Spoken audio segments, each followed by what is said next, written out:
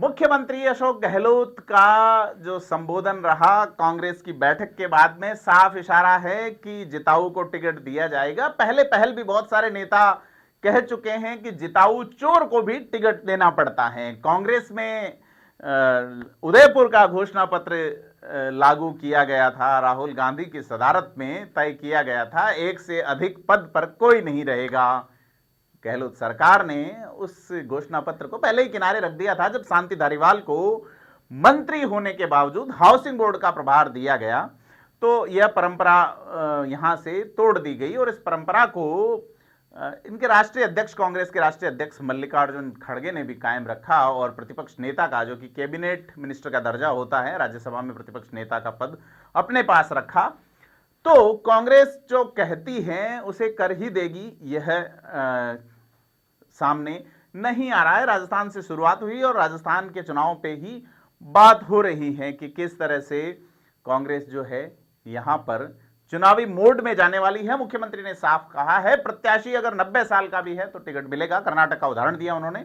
ऐसे में जो राजनीतिक रिटायरमेंट के नजदीक थे उनकी बाँछें खिल गई हैं। कांग्रेस में कई विधायक उम्रदराज हो चुके हैं। हेमाराम चौधरी पहले मना कर चुके, फिर कहा कि मुझे राहुल गांधी की ओर से ये कहा गया कि आप चुनाव लड़िए, तो राहुल गांधी शायद इस बार भी उन्हें कहें और वो फिर चुनाव मैदान में आए। इसके अलावा जितेंद्र सिंह हैं खेतड़ी से, दीपेंद्र सिंह शेखावत तबियत नासाज रही, लेकिन चूंकि 90 वाला अगर क्राइटेरिया मुख्यमंत्री लगाते हैं तो ये पुराने क्षत्रप निश्चित तौर पर राजस्थान में चुनावी मैदान में ताल ठोकेंगे सर्द मौसम में, दिसंबर के महीने में जबरदस्त। इसी के चलते इस जो भाषण है इसने कई बुजुर्ग लोगों को संजीवनी दी है। कहा जाए तो बूढ़ी रगों में फिर से एक राजनीतिक जवानी की फूंक डाली है और बीडी कल्ला समेत तमाम नेता जो है, कांग्रेस ये मान रही थी कि 75 पार वालों को टिकट मुश्किल से देंगे या नहीं देंगे, लेकिन मुख्यमंत्री अशोक गहलोत ने जिताऊ वाला फैक्टर लागू करके साफ तौर पर एक बड़ा संदेश दिया है। जो इनके प्रदेशाध्यक्ष हैं कांग्रेस के, गोविंद सिंह डोटासरा, उन्होंने कहा 3 से 5 के लोगों का पैनल आएगा प्रत्येक विधानसभा सीट से, यानी कि कांग्रेस में कम से कम 600 से 700, 700 से 800 तक भी सीरियस कैंडिडेट पार्टी की ओर से डिसाइड किए जाएंगे। हालांकि उन्होंने एक दावा यह भी किया था कि प्रदेश भर में 9 लाख कार्यकर्ताओं को पद दिए जाएंगे, लेकिन अभी तक संख्या कहां तक पहुंची इसका जवाब कांग्रेस के पास फिलहाल नहीं है। तो कांग्रेस संगठन अब चुनावी मोड में आ चुका है। वार रूम में बैठक हुई, उसमें सचिन पायलट भी शामिल हुए। सचिन पायलट का क्या मूड रहेगा? सचिन पायलट अगर चुप भी रह गए तो नुकसान बड़ा हो जाएगा, और अगर बोल गए तो कुछ और भी राजनीतिक रंग देखने को मिल सकते हैं। तो राजस्थान का जो चुनाव है वो कांग्रेस की नजर से तो बड़ा खांटी चुनाव होने वाला है। सरकार के साथ उम्मीदों को लेकर अगर बात करें तो छात्र संघ के चुनाव नहीं करवाने के चलते युवाओं में जबरदस्त आक्रोश है।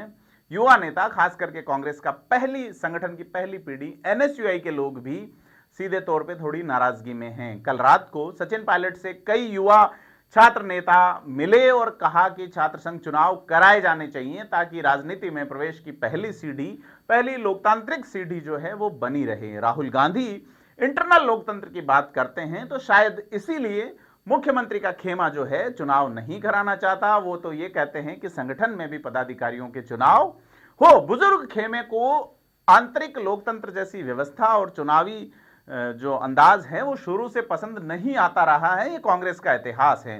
जब कांग्रेस में गरम दल के नेता सुभाष चंद्र बोस ने चुनाव की डिमांड की थी तो गांधी ही ने नकार दिया था कि जरूरत नहीं है। सुभाष खड़े हुए, पट्टाभी सीतारमैया को गांधी ने अपना उम्मीदवार बनाया, समर्थन दिया, लेकिन युवा खून तो युवा खून है, जीत ही जाता है। अंदाज अलग अलग रंग ही दिखाता है, अलग गर्मी ही दिखाता है। तो इसी गर्मी की आंच से कहीं सरकार का पैरामीटर न डगमगा जाए, इसके लिए राजस्थान में इस बार छात्र संघ के चुनाव टाल दिए गए हैं और अब सीधे ही विधानसभा चुनावों की बात होगी। इसी बीच जो 33 से 50 जिले किए गए, तो निर्वाचन आयोग ने भी कह दिया कि भाई जिला निर्वाचन अधिकारी तो वो ही रहेंगे जो पहले से हैं। यानी कि अगर अजमेर से केकड़ी और दूदू और ये दूसरे जिले ब्यावर बन रहे हैं तो जिला निर्वाचन अधिकारी तो अजमेर ही के रहेंगे।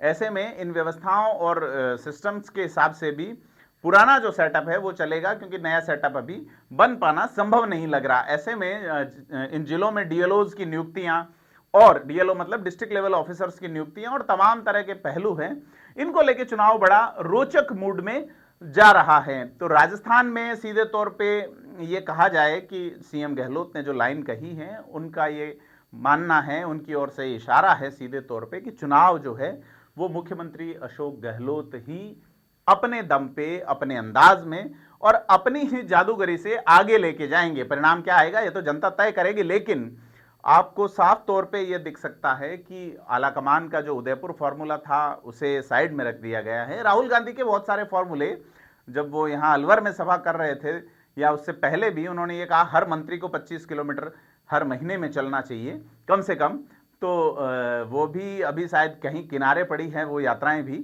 तमाम सारी चीजें हैं, इन पे एक बार देखा जाएगा या नहीं जाएगा आलाकमान की ओर से, वो अलग बात है, लेकिन कांग्रेस इसी अंदाज में, इसी मूड में और इसी जादूगरी के साथ चुनाव लड़ेगी। अब देखना है कि जादूगरी से विस्मृत होने वाली जनता, जिसे जब ब्रेक मिलेगा चुनावी आचार संहिता का, तो क्या वो जादू के अंदाज को भुला पाएगी। इस पहलू पे नजर रखने के लिए आप सब्सक्राइब करें थिंक 360 को। हम आपको राजस्थान की चुनावी हलचल और माहौल से जुड़ी अंदरूनी अपडेट लगातार देते रहेंगे।